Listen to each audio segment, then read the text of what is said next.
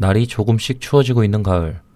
요즘 날씨가 춥지 않냐와 같은 일상적인 글이 올라오는 한 커뮤니티에 어느 게시글이 올라오게 됩니다. 집을 구했다라는 평범한 게시글인데 커뮤니티 유저들은 해당 게시글을 심상치 않게 여겼습니다. 이 게시글은 이후 인터넷에서 종종 회자되는 레전드 미스테리로 남게 됩니다. 여러분들이라면 이사온 집에 수상한 문이 있다면 여시겠습니까? 여기 한 이야기를 들려드리겠습니다. 윤호앗의 미스테리. 지금 바로 시작하겠습니다.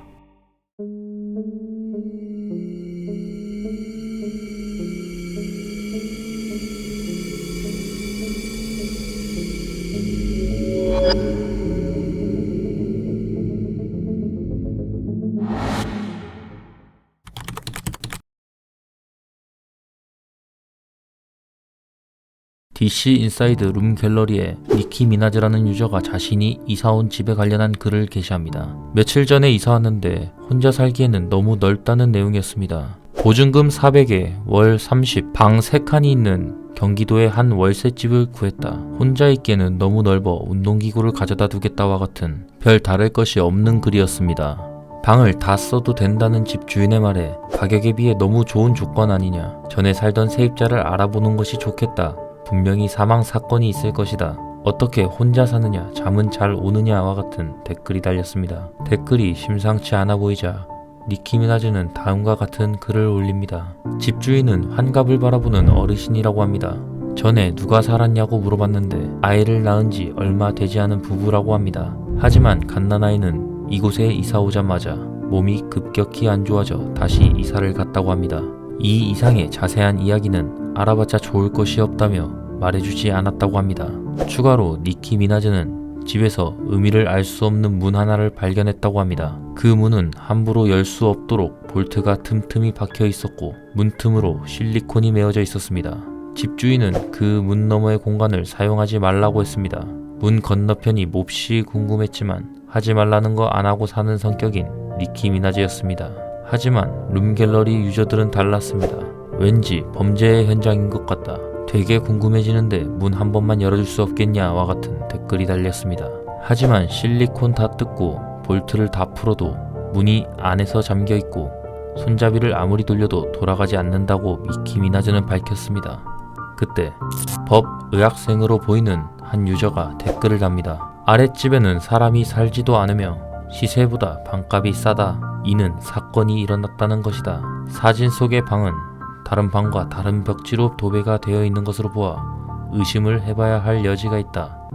벽지를 바꾸어야 할 정도였다면 두 가지로 생각해 볼 수 있는데 첫째는 화재로 인한 재도배, 둘째는 혈흔의 흔적으로 인한 재도배라고 합니다. 대부분 범죄자들은 범행을 지하 혹은 3층 이상의 원룸 같은 곳에서 저지른다고 합니다.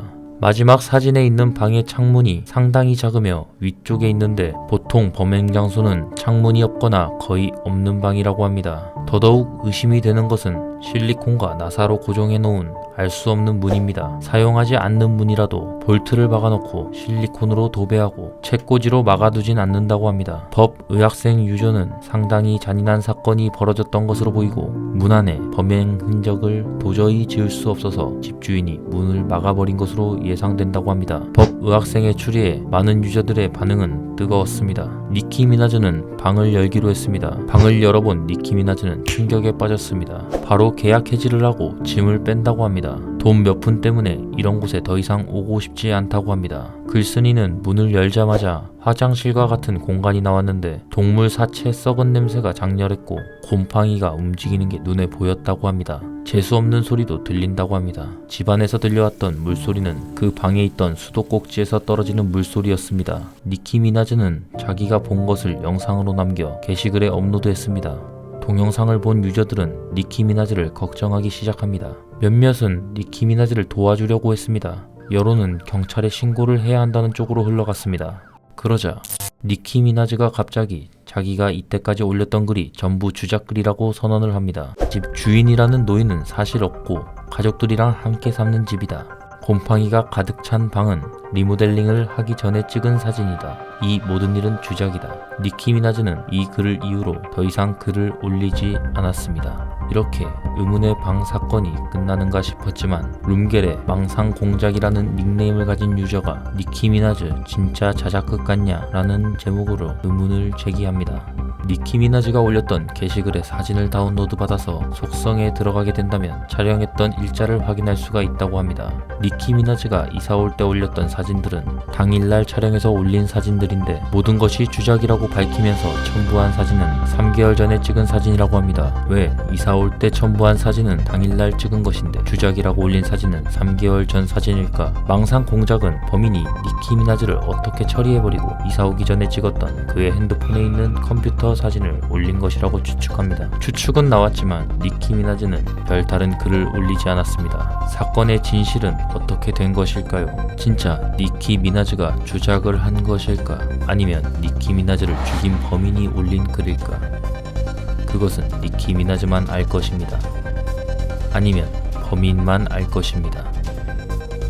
여러분들이라면 이사온 집에 수상한 문이 있다면 몇이겠습니까? 질문을 바꿔보겠습니다. 여러분들이라면 수상한 집에 계속 남으시겠습니까? 지금까지 윤호아셨습니다. 감사합니다.